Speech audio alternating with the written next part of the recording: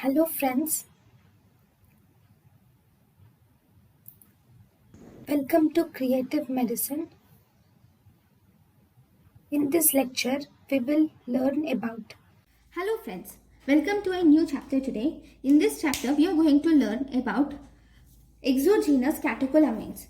These drugs are not produced in our body. They are given from outside.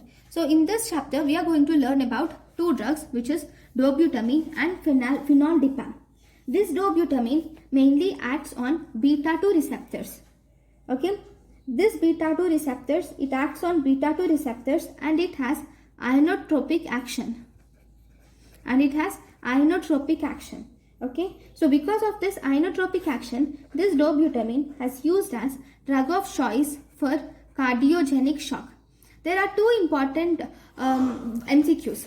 Drug of choice for cardiogenic shock is dobutamine, whereas drug of choice for cardiogenic shock with oliguric renal failure is dopamine. Drug of choice for cardiogenic shock with oliguric renal failure is dopamine. Drug of choice for cardiogenic shock is dobutamine. The next drug is fenoldepam. This fenoldepam will activate the D1 receptor and it will increase the renal blood flow. This activation of D1 receptors causes vasodilatation and thus because of this vasodilatation it decreases the blood pressure. Okay, so because it decreases the blood pressure and increases the renal blood flow, because it increases the renal blood flow, it can be used in renal failure. Okay, because it increases the renal blood flow in renal failure, so it has beneficial effect. Similarly, this decrease in BP is used in hypertension. In hypertension, especially in emergency cases of hypertension, we can use fenoldepam for decreasing the blood pressure. Okay, but this hypertension emergency, fenoldepam is not the drug of choice. The drug of choice for hypertensive emergency is nicardipine. IV nicardipine is the drug of choice for hypertensive emergency. Right? This fenoldepam, this is the action. It can be used in hypertensive emergency and also in the renal failure. Dobutamine. Half-life of dobutamine is 2 minutes.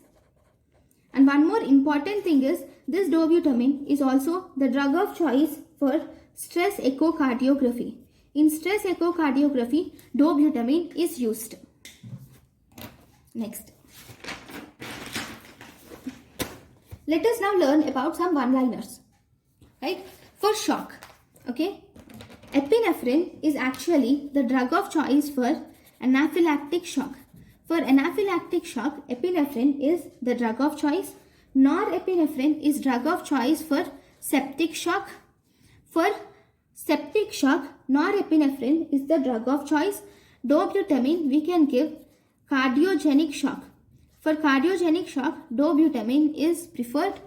Dopamine is preferred for cardiogenic shock with oliguric renal failure. Dopamine is preferred. Dopamine is preferred for cardiogenic shock with oliguric renal failure. Dobutamine is preferred for cardiogenic shock. For phenylephrine, we can give it in neurogenic shock. Phenylephrine is given in neurogenic shock. Atropine is given in vasovagal shock. So, epinephrine is given in anaphylactic shock. Noradrenaline is given in septic shock. Dopamine is given in